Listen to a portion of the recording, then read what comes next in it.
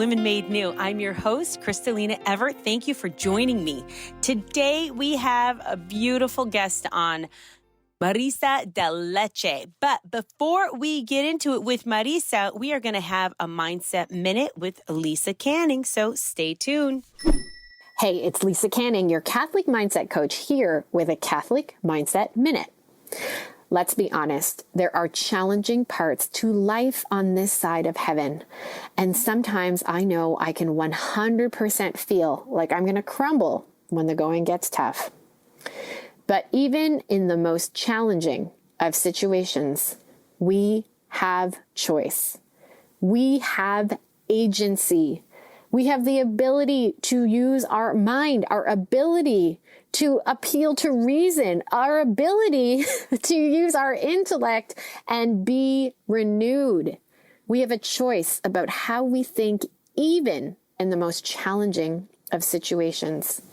So keep thoughts and scripts in your back pocket that will help you persevere and trust the Lord when life feels messy. Literally, keep these sentences written out on your phone or on a piece of paper in your wallet. So when you are tempted to fall into despair, you have a tool at your fingertips. For more Catholic mindset tips, follow me on Instagram at Lisa Canning.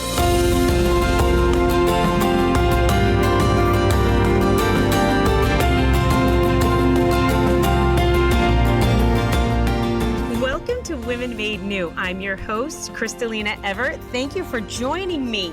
Today, I have a dear friend that I have known for years, and some of you may be familiar with her on the Women Made New television series she was on, but we are going to go back and we are going to just get right into it with Marisa de Lecce. Hello, my dear friend. Hi, Crystalina. Thanks for having me. I'm so glad you agreed to come back on. Now, can you please explain, just tell the women your story and kind of where you're coming from, because I know a lot of women, especially when you're on Women Made New, the television series, the response that we got, and how so many women felt understood with having infertility issues, right? And not wanting to give into the culture and the different means of having a baby, but maybe trusting in God and kind of going the natural way about it. And it really touched the hearts and lives of a lot of people. And so that's why I had you back on, and also just to have a follow-up with you because a lot has happened. So let's go way back and let's start from the beginning and tell us about your story. Got it. So, the last time I was on this episode, I was somewhat of a newlywed, bright-eyed, and, you're in the honeymoon stage and you have so many high hopes for where you think your marriage is going to lead, how your family is going to grow. And of course, there's this saying that, tell God your plans and he'll laugh. Yeah. And that's really what has happened over the course of my journey. And, it's funny, whenever it comes to God, I've always had this relationship with him in the sense that I've always will be a helpless romantic. And I know that might sound strange to people, but I just feel, especially being a Catholic woman, how can we not be this helpless romantic and always thinking that the impossible is possible? And so I've always kept that mentality with me. And my journey has been long. Giuliano and I will be married actually 6 years this coming October. Oh, wow. It's been that long already. It has. It hasn't felt that way. I think, no, it hasn't felt that way, but my skin and my hair, definitely you can tell I've aged in that period of time. But no, it's definitely been a long journey. It's been a beautiful journey. I think that all roses do have thorns, and you need to embrace that rose and embrace your cross because it does make you a stronger person. And of course, I'm sitting here in retrospect and I'm able to speak a lot more clear and with better composure than probably last year. And I definitely thank God for that grace, because the fertility journey is one that's an extremely emotional one and very personal one. And it's something that I'm sure for those women listening who have suffered the way I have with infertility, you do start to kind of have this projection on yourself that you are insufficient. And that's the devil. I mean, at the end of the day, that's always going to be the devil. He wants you to think that you're not good enough. And one thing that, I really want to tell women is that some of the greatest women in the world were not physical mothers. They were spiritual mothers. I mean, look at Mother Teresa, look at some of the greatest saints that we look up to. And that always really helped me because the women I looked up to, definitely, your mother, your sisters, and the women around you that you respect, a lot of them are mothers. Mm-hmm. And so for me, when I would compare myself to them, which isn't always a good thing to do, but I always felt like I was lacking something. And so when I did start to see that there are great women in the world who aren't mothers, that really started to give me peace in a certain respect. I think that I'll admit that I never was, oh my gosh, like I'm so at peace with everything, not being a mother. That was always a very big challenge for me. But there were these little gifts that God would give me that helped me definitely along the way. And so when we first spoke, I was in the journey of trying to conceive. And so I believe at that point, I had just started the Creighton method. And I probably did the Creighton method for a couple of years. And it was definitely something that, it's a wonderful thing because it definitely tracks you and you're able to see when you're ovulating, when you're not ovulating, if there's things that are out of rhythm. And is that something your husband helped you with, that he was a part of? Is that because some women maybe aren't familiar with that? And if they're trying to learn their cycle and NFP, mm-hmm. especially those maybe engaged, is because they don't want to use contraception within marriage. Yes. Is that something that you do as a couple, or is that solely you as a wife? It definitely has to be a decision that you make as a couple. Mm-hmm. I agree. Because it's definitely a commitment. So you do need to be on board with what you decide as a couple. And when they train you on the Creighton model, you sit down with, someone who is verified specialist in the area who can help guide you. So when we did have that meeting, my husband was, of course, part of that. And then with the charting, he was part of it in the beginning, but our journey, again, we'll be married 6 years coming this October. Our journey was definitely one that has been a little bit longer than most. And so there were certain times where then I just started to take over. I didn't feel like he needed to be part of certain things. And yes. We were never trying to avoid pregnancy. And so I feel like if you are using the Creighton method and you are trying to avoid pregnancy, you definitely need your husband very much on board, which I think can also be, I've heard, very beneficial for couples, because it's like, you kind of are like, oh, this is going to be our honeymoon stage right here. And then, we kind of have to abstain here. So having your husband on board for that. But for us, we were always, let's go for it. Yeah. Yeah. I didn't need to have him as involved as probably other women. Now, after a while of being married and you kind of realized there was a problem, mm-hmm. and there was something going on. How did you, obviously recognize yes. that you weren't getting pregnant, but how did you realize there was so much more going on with you than just, it seems to be taking a little longer than it should? Yeah, the difficult part, in all transparency, is I never stopped trying all of my years of marriage. So I know a lot of people say, we stopped trying and then boom, when I stopped thinking about it, I got pregnant. And that did not happen for us. I was always thinking about it. We were always trying. And so for me, it was like, okay, doctors were telling me like, look, we don't know what's wrong with you. And then this doctor would tell me, oh, this is what's wrong with you. And then this doctor. And so it was really difficult for me because I kept getting different answers from different doctors that I very much respected. And so again, in all transparency, it really had me doubt my healthcare, because it's like, you as a woman, I think in general too, and Crystalina, you're really good at this. Like, in your gut, like there's something, when off. Something just seems off, you just know it's off. And so we were constantly being told, okay, this is kind of off. This is kind of off, but no, there's nothing wrong with you. This could be it. This could be it. And it was very, very frustrating because I felt like every 6 months I was trying something new. And so when I say that my mentality, I never stopped trying, there were certain times where like, okay, we weren't doing all the, we weren't going, I wasn't seeing at one point I was seeing a Chinese doctor, a holistic doctor, a naturopathic doctor, a regular doctor. It was crazy. So I did start to tone back on that, but my helpless romantic side, every month I was hopeful that God would give me a miracle. So that's what I mean by, I was never like, oh, it'll just happen. I had never kind of relinquished that, if that makes sense. Was it hard for you to hear something's wrong with you, like over and over from these different doctors? Because that has to grade, Marisa, on your emotions and your just the state of where you're at mentally and going through this process. Oh, absolutely. You feel beat up almost, right? Well, yeah, you're kind of like, and I'm the type of personality where I've always been able, if I see something I want, I go after it and I get it. And I know I can work like a towards ballistic that. missile. It's like Yeah. you are ready, armed, loaded, and locked, right? Yeah, like just let me go. And then when it comes to this, you're like, okay, there's only so much you can do. And at one point I was like, gosh, like I wish I could just be like a camera and go inside and see everything inside my body. Yeah. And then just understand what's going on. But it definitely was very challenging having a doctor tell you, like, look, there was one point in that this did hurt me. We had been trying, I would say, for a year and a half. And at that point, I did have a doctor tell me, like, look, I don't think you'll be able to conceive. Like, we don't know really what's wrong with you, but we kind of think it's probably part of your endometriosis. Mm-hmm. Maybe it's part of something else, but altogether, we really just don't know. And we just don't see this happening for you. How did you handle that when you actually heard those words?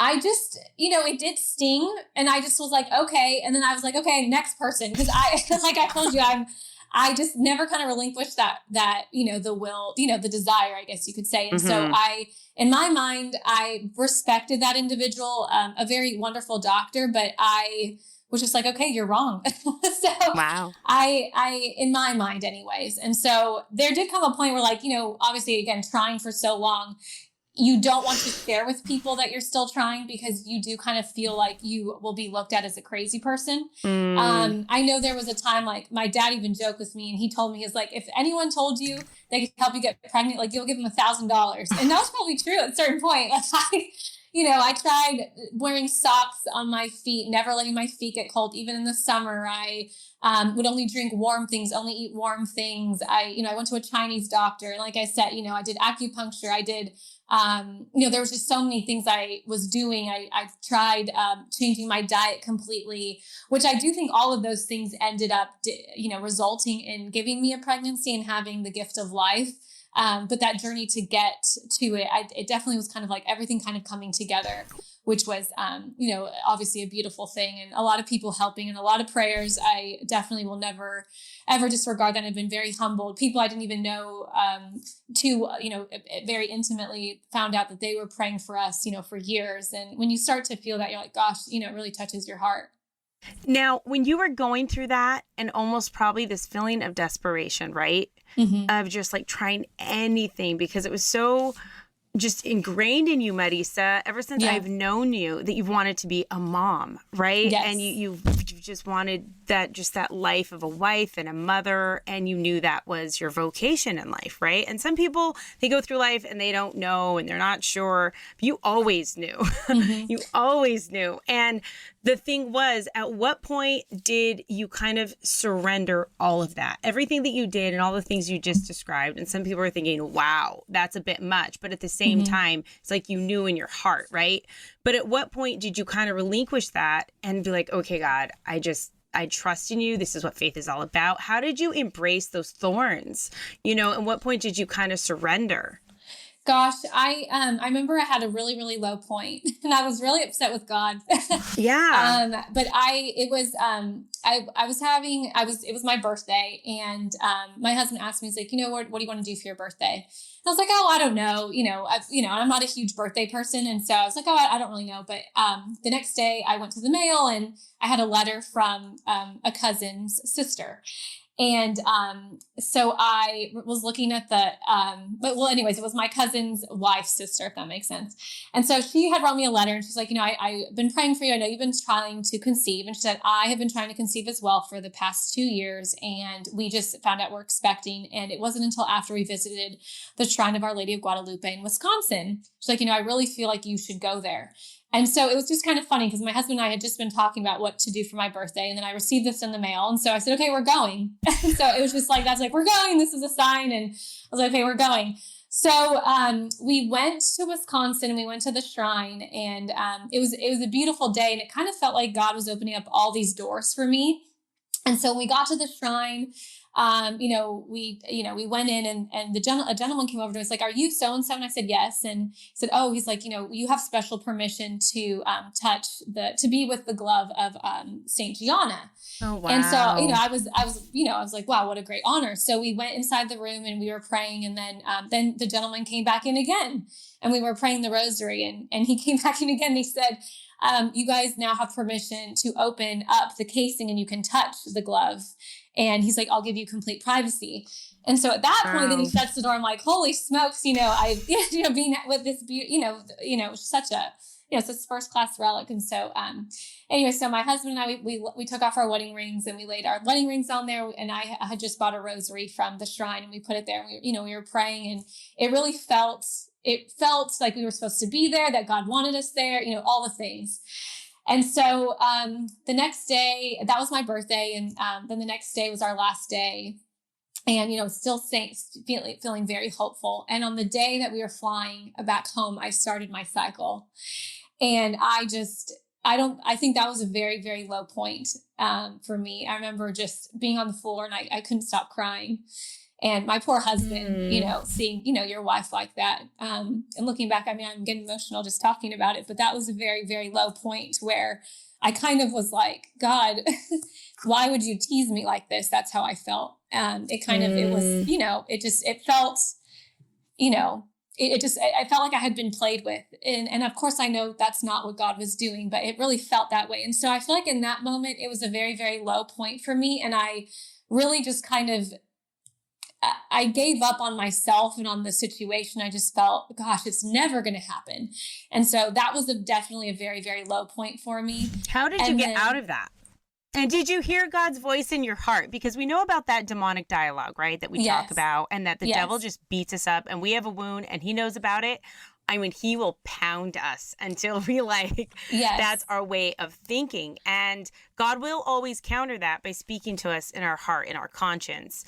And I mean, how did you get yourself out of that? And did you hear that voice, or what were the steps? Because as extreme as all of this does seem, Marisa, for some people, and again, we are talking with Marisa de Lecce here on Women Made New, and she is talking with us about her experiences with her infertility and the beauty of her pregnancy now. And she's just being really raw and honest about her life, and it's beautiful. So how did you get yourself out of that? Because as extreme as all of this seems, again, this is what happens to women behind closed doors, right? And we all go through this in our own way with our own experiences and circumstances and things that we know in our heart that we just long for, that maybe God is saying not right now. And there are these ebbs and flows and these highs and these lows.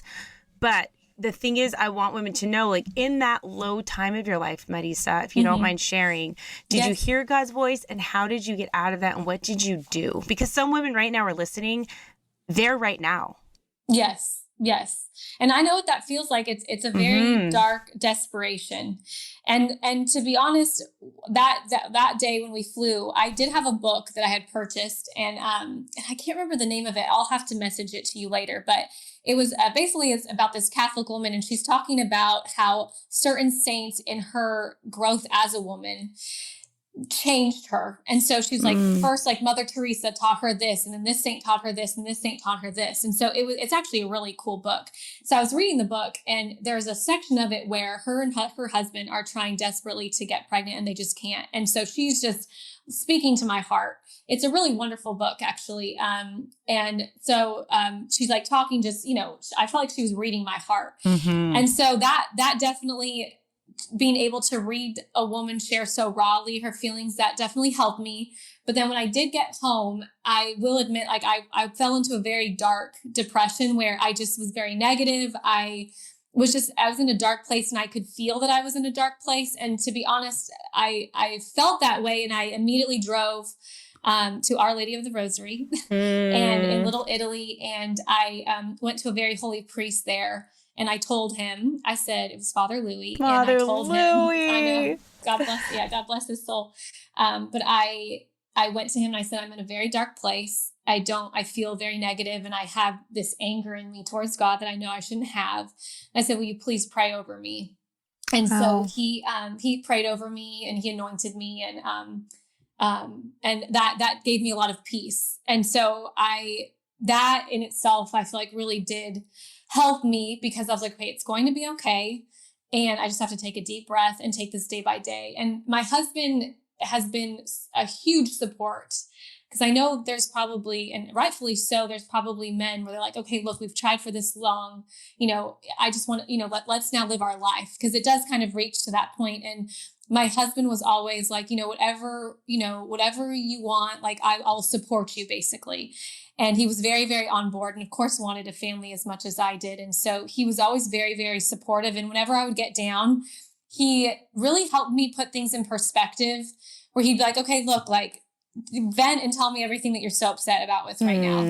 And I would vent, and he was like, okay, do you have a house? And I'd say, yes. He's like, do you have your health? Yes. Do you have your, and he would go through all these blessings that I have. And then he would say, okay, well, what about, what makes you different from the girl who died in Holocaust? What makes you better or different from her? And that really did put something into my mind where it's like, we're born deserving nothing. And I am no different literally than a little girl that, was murdered, for being a Jew. Like it was just her circumstance that she fell in the timing. And so it really did help me turn my perspective on, stop playing victim to myself, because I realized that there are other women in the world who are 10 times the woman that I am, probably multiply that by 1,000, and they'd be more deserving of anything that I have, but they don't, because that's the situation. And so, and I don't mean that like, disrespectfully. No. Yeah. But it's just, I think, there's, and so that really definitely gave me perspective on my situation, and it made me want to be grateful for what I have and thank God for what I do have. So that, my husband's encouragement, and he's a very, very positive person. And that really did help me get through it. So what is it you did as a couple to kind of help you and stay spiritually strong together? Yes. So as a couple, we pray the rosary every night. And so that's always something that has been very, very special to me. I grew up praying the rosary with my family every night. And my husband does not come from a strong Catholic family. He was baptized, and but it really was only his mother that was practicing, and none of his siblings are practicing to this day. And so my husband was very much brought up in a very different world and is still learning a lot.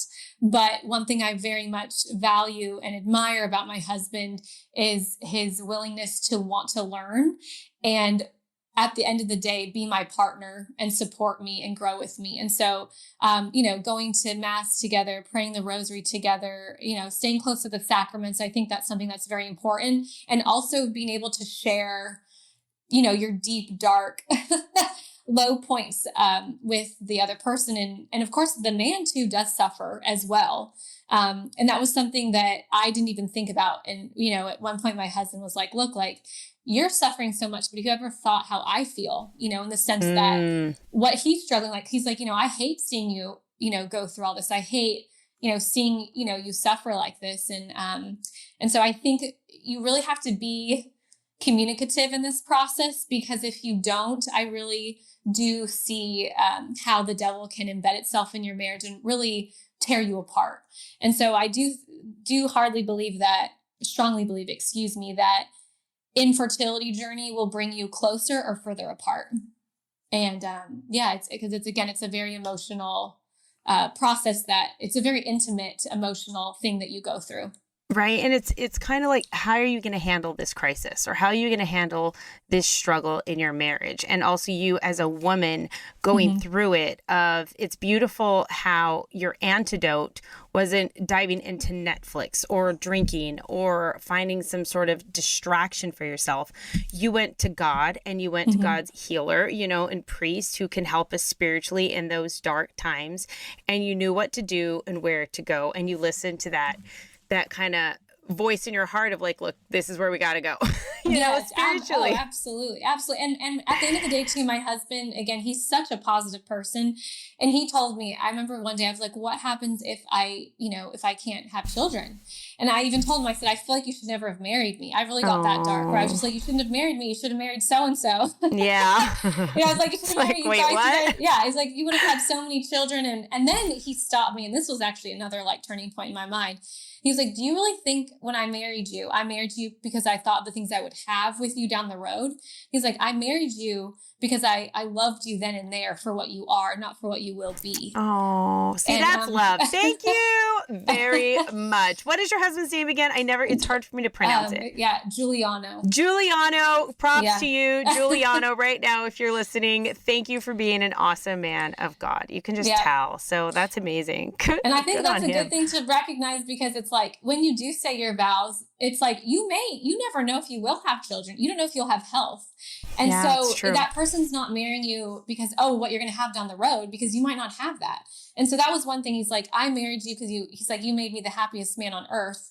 He's like, anything else is a bonus. And that was like, and then he asked me, honestly, he said, do you feel the same for me? And he's like, because obviously I was putting just so much focus and so much energy, trying to find this and figure out this and figure out this. And it really made me like, oh my gosh, who am I becoming to a certain extent? Wow, where I felt, for him to have said that to me, it definitely put things in perspective. And at the end of the day, he did say, like, look, if we can't have children, those are the cards that we've been dealt.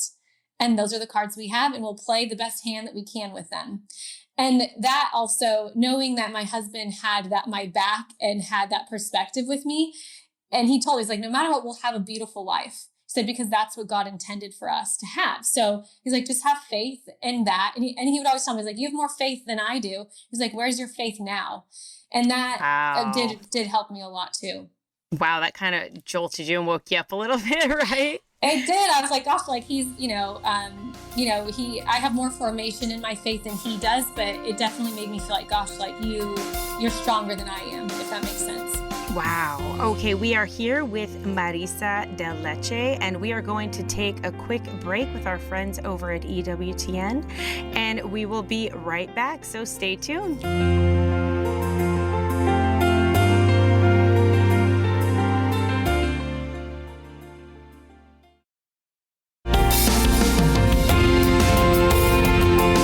Welcome back to Women Made New. I'm your host, Crystalina Evert. Thank you for joining me and tuning in.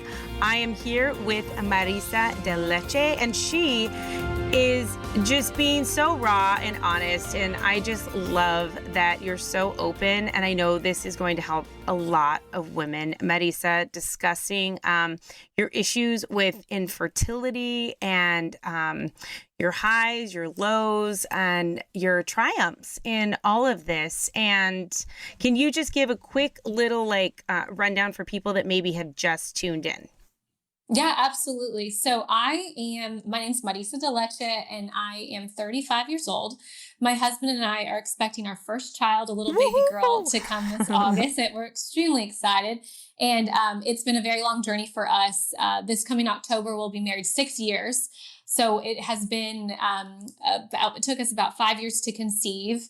And I'm just discussing, the honest, the honest, ugly side and beautiful side of the journey of infertility, and how that has affected me, impacted my life, my marriage, and decisions that I've made today. And even your faith, right? It was tested with some real fire. And I know you were not tempted, mm-hmm. but the offers were always there to mm-hmm. try an unnatural route. Mm-hmm. How did you handle that? I think that one thing, because you get desperate enough that it's just like, oh my gosh, why maybe, or why not, or yeah, you do feel so desperate, and you're just like, golly, like who can help me? And then you have this like shiny beautiful door opening with like rays coming out saying, I'll help you. Mm-hmm. So it is very, very difficult, and you will have people around you saying, well, why don't you just do that, why don't you just do that? And you're like, okay, well, this is also a very personal decision and a very intimate journey. And I think educating yourself on why not to do that. Being, raised and brought up in a very devout Catholic family, I always knew, okay, don't do this, don't do that, but why? And so one thing that I felt was extremely important was understanding what the implications and what were the moral implications of, doing IVF and things of that nature. And so for me, I was just knew, okay, it's bad, but why? And so once you kind of sit down and you look at it, it's like, okay, if you do go down that path, you are playing with life, but also you're playing with lives. And in the sense that what happens a lot of time when women do go through that process is they end up throwing away or discarding embryos, or, or if your child doesn't hit the genetic marker that you want, then it's deemed as, not fit. And then those embryos are discarded, which that is the biggest pushback in the Catholic Church, is that the respect for life isn't there, and also the disregard for it, and also the termination of life. And so if you are truly pro-life and you believe that life happens at conception, then you have to look at that embryo as, this is not just an embryo, this is life. So I think what was the biggest thing for us was understanding, okay, why is this wrong? To again, have more conviction on why you make a decision. And so I really do encourage, even if you are, a Catholic woman that, maybe, you were raised in a devout family, I think it's important to still understand why it is incorrect to pursue that path, and what the implications could have on your soul. Right. And really being a woman of God. Right. Yes. And living that out. It's literally all encompassing. Our faith is not something that we just bring out on Sundays, go to church, check off, and then we put God back in a box for another week, or even in our prayers or whatever. We bring him out, we pray, and then we put him back in a box. Your faith is meant to be all encompassing of the decisions that you make on a day-to-day, moment-by-moment basis. And we live that through the lens of our Catholic faith. We know what it is. We're supposed to know what it is. We have a foundation for it. And I feel like our compass is our guide, our compass of what it is we're doing, and to navigate through this filthy world, Yes. Oh, absolutely. as it is right now. And some women, their faith is almost a cafeteria. They pick and choose what they want, especially in times like this when they want something so badly and the world can offer it. But there always is a twist when you take something from the world that it's offering you, right? There's always some sort of a distortion. If it isn't of God, and you aren't going off of that kind of launching pad, it really does get you in trouble. And at the end of the day, as long as we're handling things as women of God on our knees first, and we have that foundation, I think we're okay, because in the end, God wants what's best for us. God wants and knows the plan for your life, the plan for your husband's life, the plan that he had for both of you when he brought you together, and the matter of just trusting and growing. Because wouldn't you say that your faith has grown tremendously through this entire process? Oh, absolutely. And then now too, that you're having a child, you are now just like, oh my gosh, how can I get this child to heaven? And so that's all you think about. And it's not even, you're like, oh my gosh, like, down to where you live, and, things to that nature. You'll do anything for the salvation of your child's soul. Absolutely. Now, what I want to get to, which is the fun part, right? Yeah. When did you find out, and how did you react, and how did you tell your husband? And oh my goodness, after years and years, Marisa, you're pregnant. How was that experience? Tell me. I'm excited to know. Yeah. So actually, this is kind of a funny story, but I had reached a point where we had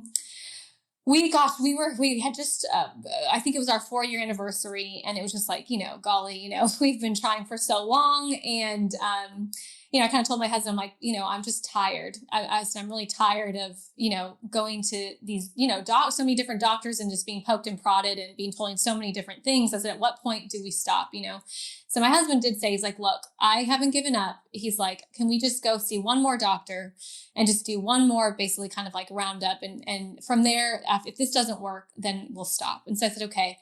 And so we went to see a doctor, and, of course I go through everything that I've done. I'm like, hey, this is almost too routine now. And so, but then he did do a test that I had never had. And so he basically thinned out my uterus, and it was a surgery, and he thinned out my uterus, and then he went in with a camera to see what my uterus looked like. Cause that was his last thing. He was like, look, this is the last thing I want to check. So when he did go in, he saw that I had a bunch of polyps and adhesions all over my uterus. And so then when he, after the procedure, he's like, look, you have to have this removed laparoscopically. He's like, there's no way you could have ever gotten pregnant having all these adhesions and cysts on your uterus. And this can happen to anybody. It's not like, oh, I had a certain lifestyle or anything. This can happen to anybody. So I had the surgery, and then you have to heal. So, you can't start trying right away. And so then the doctor's like, look, because I had so much, like, I just want to warn you, like, these could grow back in a month. So, I just want to prep you that this could also not work. So like, okay. I'm like, well, what are you going to do? So we were just kind of like getting so much negative, after that. I was like, golly. So my husband was like, okay, well, like, let's try. And so I knew we kind of had this little window right after the surgery of, prime time, I guess you could say. And so I can be a crazy person, I'll admit, especially when it comes to, tracking my hormone levels. So I had purchased HCG strips, which I don't encourage a lot of women to do it because there have been times I have gotten false positives, which really play on your emotions. But anyway, so this time I'm like, okay, I'm going to do it. And I'm not going to react until I have a really, really strong line. And so it was crazy though, because I knew when I ovulated, and then like 3 days later, I was exhausted and I just felt so different. I was like, there's something happening. Like, I was like, I think I'm pregnant, but I didn't want to say anything to my husband because I didn't want to, get our hopes up. And so then I started peeing on my HCG strips. And so I pee on it in the morning and then at night. And I had this faint little line. And so I was like, oh my gosh, I was like, it's happening. I was like, hey, don't get too excited. So then at night I would check again. It started to get a little darker, a little darker. And so then finally I was like, oh my gosh, I'm for sure pregnant. I was like, I just know I am. And I was starting, which is crazy to, because the difference how your body feels is the thing. Because you were so in tune with everything. Oh my gosh. Like I just knew I just knew. And so I hadn't told my husband yet. And my husband's really funny. He has really funny phrases. And so when we first got married, he would always say, so hopefully some people laugh at this, but he would always say, I like my women barefoot and pregnant in the kitchen. Like he would joke, like he would say, that's how he likes his woman, me. And so he'd always joke and say, how we're going to have this huge family. And so I was like, okay, that's how I'm going to tell him. So I went downstairs and I was in the kitchen. I took my shoes off. And so I called him, I was like, Juliana, come here. And so he came over and then he said, what? And I said, where are we? And he said, in the kitchen. And I said, look at my feet. And he goes, you're barefoot. And then he looked at me and I was like, and his eyes got really big. And he's like, and I said, I'm pregnant.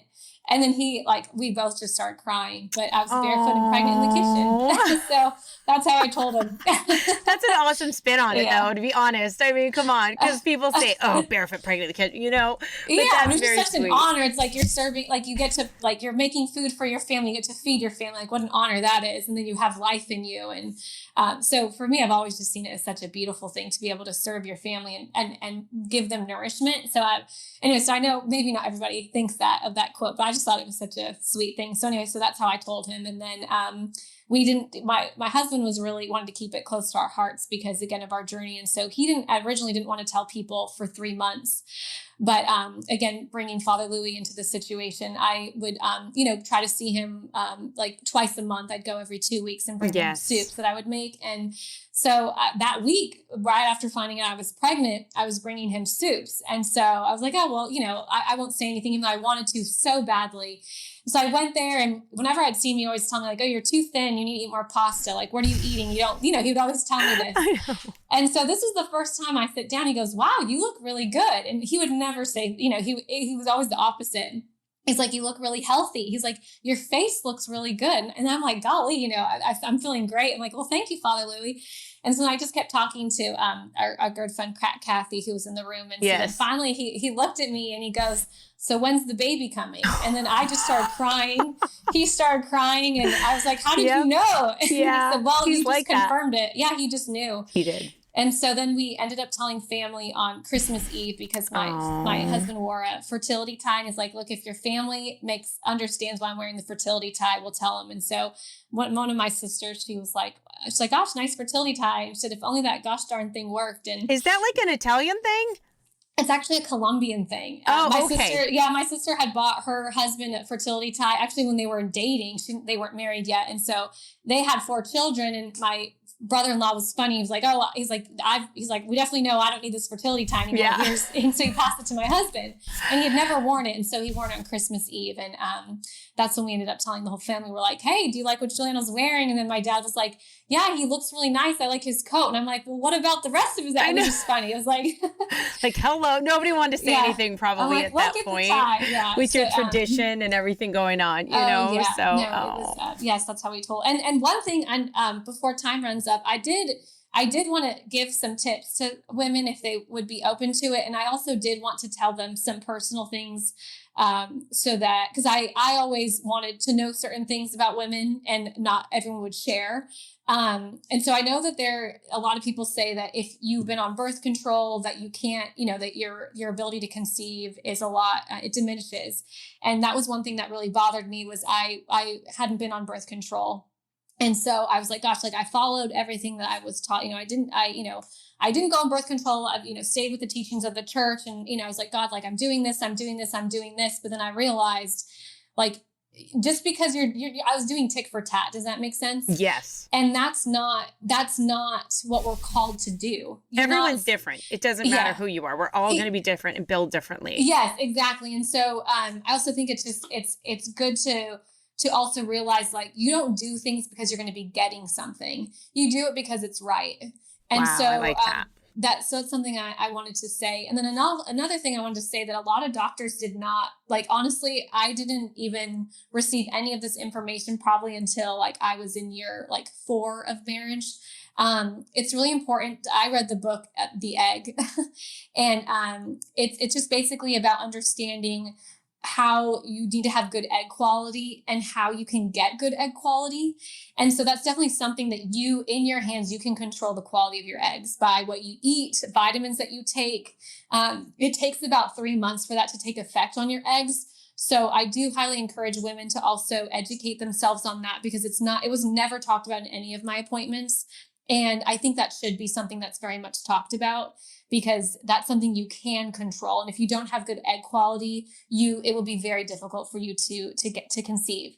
And so I think that's something that's very important to understand. And then another thing is also nutrition. Not a lot of doctors will talk about this because they say it's not quote unquote scientifically proven, but I do think that it's, whatever your body's a vessel, and whatever you put into your vessel affects your body. I mean, that's just common sense. And so one thing that I also did was I, started to be very conscious of what I was consuming and what I was eating. And that was a big push also from my husband, was trying an anti-inflammatory diet. And so I do encourage women to really study and understand other resources that are out there. Andrew Huberman, he's a doctor from Stanford. He just did a big podcast about women's fertility. And it really is wonderful, because it talks about like even breathing exercises that you can do, which I started doing towards the end of my journey when I did conceive. At that time, I was doing parasympathetic breathing every morning, which helped put my body in a relaxed state, because I can be definitely, my body's always in fight. And so if your body's always in the stress mode, how can you conceive? Your body wants to be relaxed. And so that was advice given to me by a good friend. And then just good vitamin intake, staying close to your prayer life was also something that was very important. And then nutrition was a huge one. And then I think just always trying to find answers and being your biggest advocate in your healthcare is really important. Oh, I love that. I think that's wonderful. And also, I'd like to add that before Jason and I got married, I really struggled with serious endometriosis. Oh, I had that. I went to Dr. Hilgers, Yes. and I think it's naprotechnology, right, that he specialized in. Yes. And it turns out I know what you're talking about, Marisa, because I had to have that same exact surgery, and I had benign tumors and the cysts growing that he warned me, I don't know if you're going to be able to get pregnant because it was so severe. But he did go in and do the surgery and remove all of those things. But my goodness, I feel like he opened the well springs of life, because I feel like Jason sneezes, I'm pregnant. Yeah, it's been 11 babies later and 2 weeks into marriage. Yeah. I mean, wow, it was unbelievable. And that's just what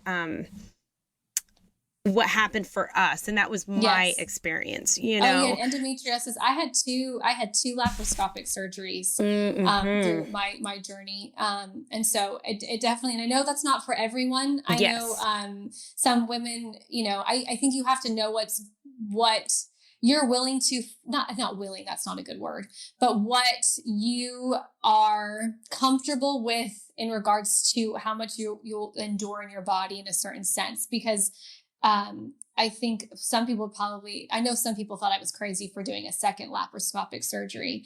And so again, it's, you know, what you're capable of and what's good for your marriage. Because I also don't think if I would have had a husband that was like, look, after 2 years of trying, saying, hey, look, like this is just too much, like we need to stop. And if I was like, nope, we're going to keep going, I think that would have been bad for my marriage.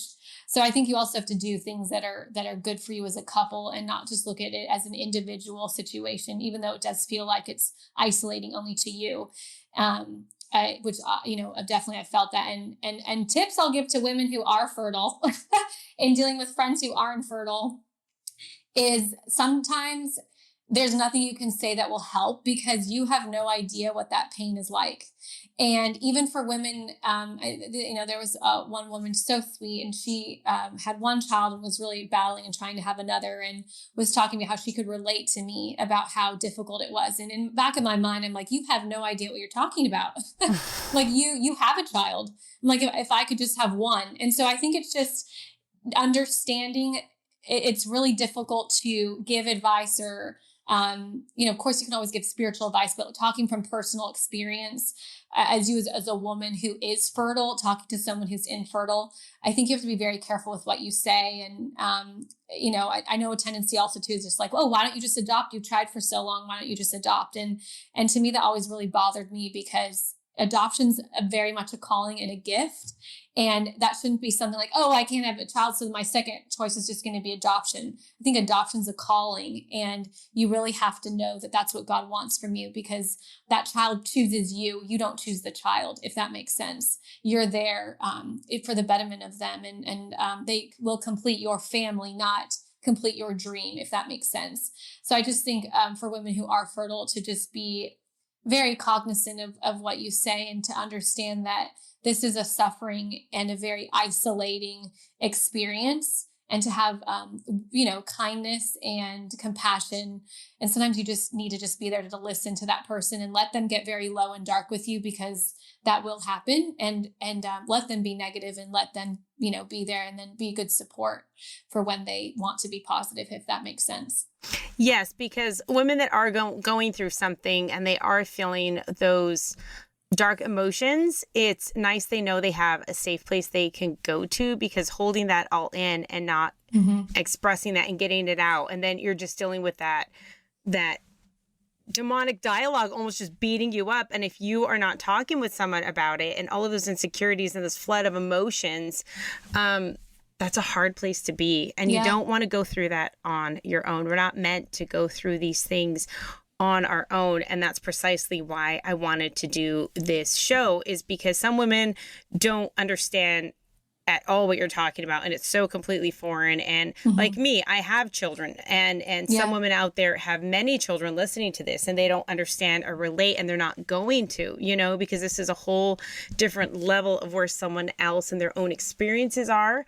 And I wanted to really speak to the heart of those women, because I feel like a lot of the time they suffer in silence, and it's not something that is just like a normal conversation that you have with somebody, and you're just like going through this, and you can't really talk to everybody about it. But I wanted them to know that they're understood, they're not alone, and that it's okay. And God has a plan for everybody. Everybody. He does have a plan. And I think, again, for women who are listening, who have been where I have been,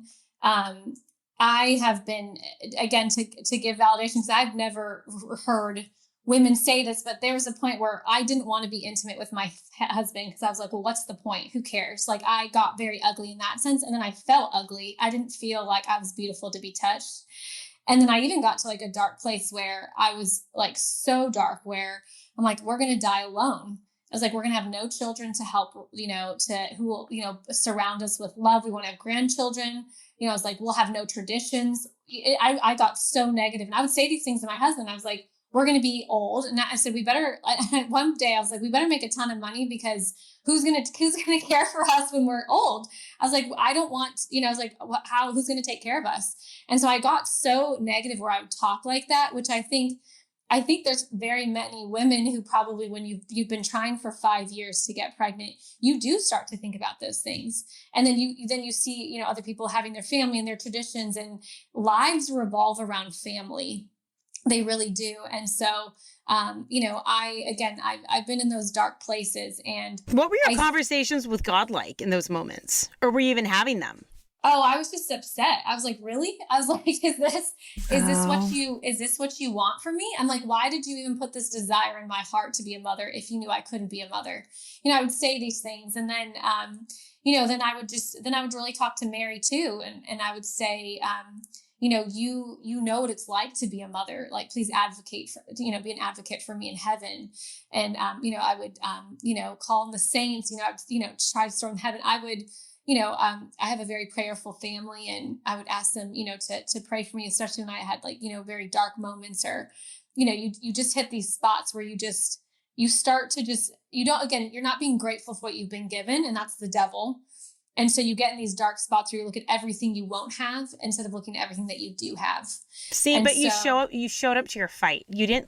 We fall and it doesn't feel good. And I get that. And I've been there in a different way in my life with different circumstances.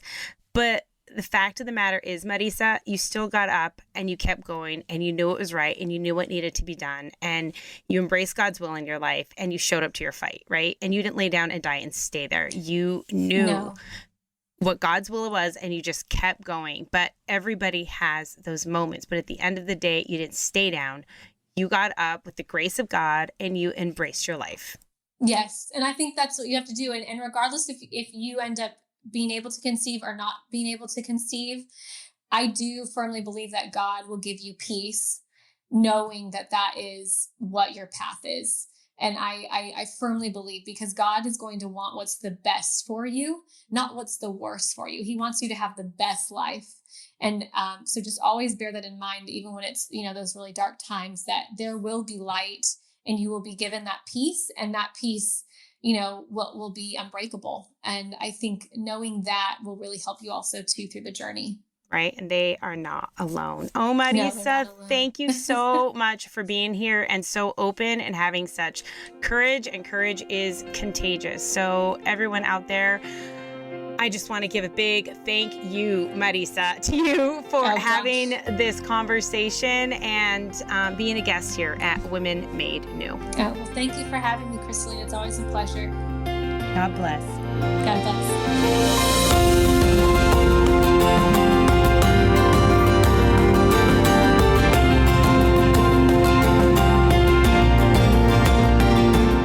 I want to thank my guest again, Marisa, for being on with me. And I have some exciting news to announce. I have a pilgrimage that we are going to be going on to France. We are going to be going and seeing all of the different shrines.